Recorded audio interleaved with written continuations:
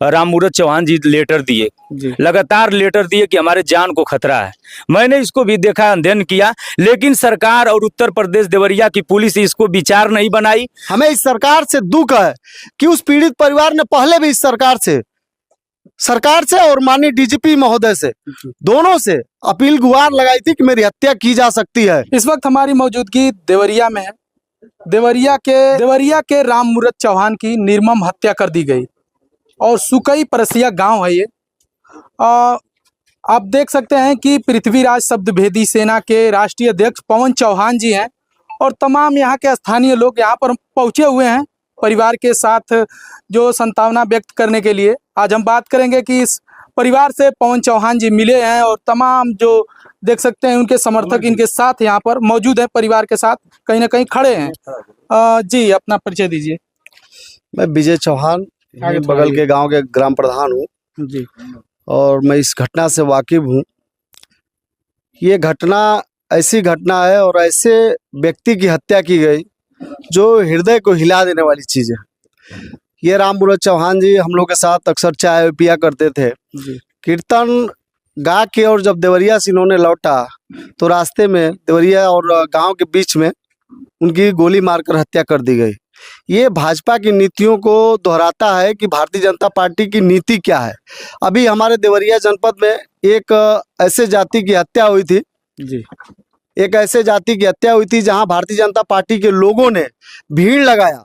वहां भारतीय जनता पार्टी के एमएलसी से लेके विधायक से लेके तमाम बड़े नेता भारतीय जनता पार्टी के उनके घर पहुंचे और एक एक दिन का खबर लेते थे कि अपराधी पकड़े गए कि नहीं, मुकदमा दर्ज हुआ कि नहीं। उसमें भी अज्ञात मुकदमा दर्ज हुआ था, लेकिन मैं आपको बता देता हूं कि भारतीय जनता पार्टी के बड़े बड़े नेताओं ने उसके हत्या में इसलिए इन्वॉल्व हो गए कि वो बड़े जाति के थे। आज हम लुनिया समाज से, चौहान समाज से आते हैं, हम छोटी जाति के लोग हैं। हमको इसलिए तवज्जो नहीं दिया जा रहा है कि हम छोटी जाति के हैं, इसलिए आज अज्ञात हत्या के अज्ञात जो भी मुकदमे दर्ज हुए हैं उसके बाद ना अभी तक अच्छे से एफआईआर किया गया। आनन फानन में पुलिस ने इस परिवार के, जो परिवार पीड़ित था, जो अभी हत्या देख के जो सहमा था, उसी से रात में 3 बजे 12 बजे के आसपास उनसे एक पुलिस द्वारा अपने रिटेन में लिखा गया और इनसे अंगूठा लगा के आनन फानन में 3:30 बजे मुकदमा दर्ज किया जाता है अज्ञात में। और सुबह जब परिवार के लोग, हम लोग जब पहुंचे थाने पे तो इंस्पेक्टर द्वारा कहा जाता है कि एफआईआर अभी हुआ नहीं है, अभी आप लोग एप्लीकेशन दीजिए, उसके हिसाब से एफआईआर किया जाएगा। मैं यही कहना चाहता हूँ भारतीय जनता पार्टी के लोगों से कि क्या चौहान समाज के लोग आपको वोट नहीं किए? क्या चौहान समाज के लोग इंसान नहीं है? आप अभी तक भारतीय जनता पार्टी का कोई नेता, कोई प्रतिनिधिमंडल अभी तक इस दरवाजे से इस पीड़ित परिवार से मिलने नहीं आया, ना ही पोस्टमार्टम हाउस पहुंचा, ना ही कुछ हुआ। अभी एक इनको अभी दूसरा जाति की हत्या हुई होती, बड़े जाति की हत्या हुई थी, तो अब तक पूरा प्रशासन हिल गया होता और उनके यहाँ मुख्यमंत्री का फोन आ गया होता, उनके यहाँ भाजपा के लोग गए होते, उनको आर्थिक रूप से मदद किया गया होता। लेकिन इस परिवार के साथ ऐसा नहीं किया जाता है क्योंकि ये पिछड़ा समाज से आता है, ये लुनिया चौहान समाज से आता है। तो हमें दुख है, हमें इस सरकार से दुख है कि उस पीड़ित परिवार ने पहले भी इस सरकार से और माननीय डीजीपी महोदय से, दोनों से अपील गुहार लगाई थी कि मेरी हत्या की जा सकती है, लेकिन उस पे भी सरकार ने और इस कानून व्यवस्था प्रशासन के लोगों ने कुछ भी कार्रवाई नहीं किया, जिसके वजह से इनकी आज हत्या हो गई। तो मैं भारतीय जनता पार्टी से कहना चाहता हूं कि ये जो नीति लगाए माननीय योगी जी, तो आप भी सुधर जाइए। अब भारतीय जनता पार्टी को चौहानों ने जिस तरह वोट दे के आपको सरकार में स्थापित किया, जिस तरह आप 10 सालों से सरकार चला रहे हैं और 15 सालों से जब केंद्र में सरकार चला रहे हैं, तो भूल जाइएगा 2027 में यही चौहान समाज आपको सबक सिखाएगा कि हम भी कुछ हैं। उस दिन आपको याद आएगी योगी जी। इसी के साथ मैं कुछ कहना नहीं चाहता हूं। मैं अपने चौहान समाज के लोगों से, मैं पिछड़े समाज के लोगों से मैं कहना चाहता हूं कि जब तेरी बारी आती है तो तुझे बस ठोकर दिया जाता है, और जब अच्छे मौके आते हैं तो भारतीय जनता पार्टी का यही काम है कि अच्छे बड़े लोगों को उसका फायदा दिया जाता है। तो सोचने की बात है, विचारने की बात है। हमारे पिछड़े दलित समाज के लोगों, आज तुम्हारी हत्या हो रही है, तुम्हारे बहन बेटियों के साथ जो अत्याचार हो रहा है वो देखने की चीजें हैं। हाँ, हम जो कर रहे हैं तो हम बस वोट देने का काम कर रहे हैं, और जब लाभ की बात आती है, हमारे साथ अत्याचार होता है, तो सरकार और बीजेपी के नेता पीछे खड़े रहते हैं और प्रशासन के लोगों पे दबाव बनाते हैं कि देख लेना, वो बड़े जाति का है, हत्या किया है, उसको बचाना है, उसको देखना है, ये छोटे जाति के लोग हैं, कुछ नहीं करेंगे, वोट की बात है तो वोट तो ये दे ही देंगे, आज नहीं तो कल, 1 साल चुनाव है, 2 साल चुनाव, इस तरह कर करके और हमारे अति पिछड़े और दलितों के साथ अत्याचार किया जा रहा है। चलिए ठीक है। पवन चौहान जी हैं, पृथ्वीराज शब्दभेदी सेना के राष्ट्रीय अध्यक्ष हैं जी। आप अभी परिवार से मिले हैं, पीड़ित परिवार से, तो क्या कुछ बातें हुई हैं?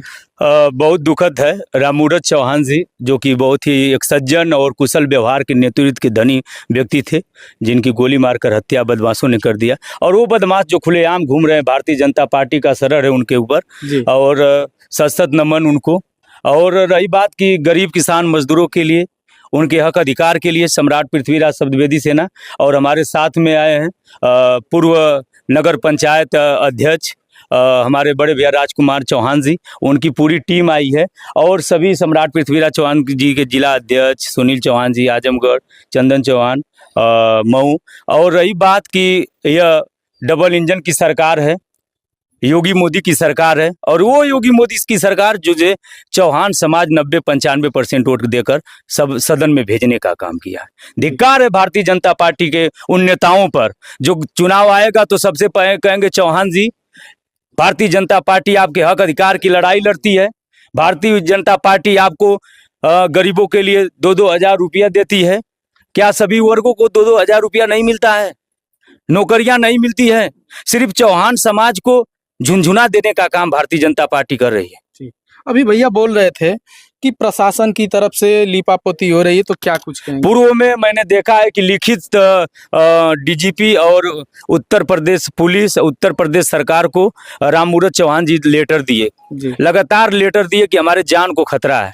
मैंने इसको भी देखा, अध्ययन किया, लेकिन सरकार और उत्तर प्रदेश देवरिया की पुलिस इसको विचार नहीं बनाई, गुंडा को घूमने का मौका दिया। दबाव अगर बनाती उन अत्याचारों पर, हत्यारों पर, जो आज हत्या हुई है, जो हत्यारे घूम रहे हैं, उनके ऊपर, उनके परिवार के ऊपर अगर वह दबाव बनाती, उनके साथ बैठक करती, उनको दबाव बनाती, तो कहीं ना कहीं रामूरत चौहान जी की आज हत्या नहीं हुई। अध्यक्ष जी, बात करेंगे, देखा जाए तो आजमगढ़ में अश्वनी चौहान की, नगरा बलिया में पूजा चौहान की, और इसी तरह चौहान समाज के गाजीपुर में अमन चौहान की हत्या कर दी गई, तो इस पर आपकी क्या राय है? कहीं ना कहीं सरकार की मंशा है, सरकार यह काम करवा रही है, प्रशासन से मिलकर, अपराधियों से मिलकर सरकार ही चौहान समाज पर अत्याचार और चौहान समाज पर हत्याएं करवा रही है। क्योंकि प्रशासन और शासन अगर यह दोनों लोगों की मिली भगत नहीं रहती, तो उत्तर प्रदेश सरकार का यही है, प्रशासन से अपील है कि अगर गुंडा माफिया कहीं भी रहते हैं, अगर वो गोली मारते हैं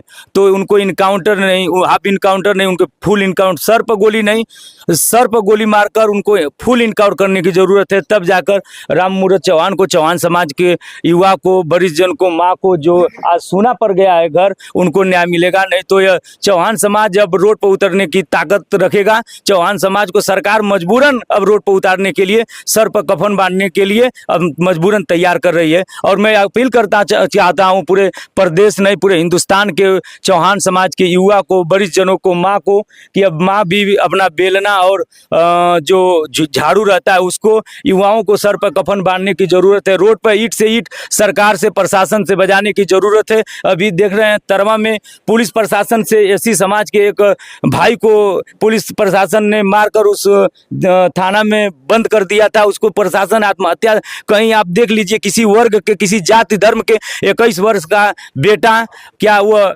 पैजामा पहन रहा है?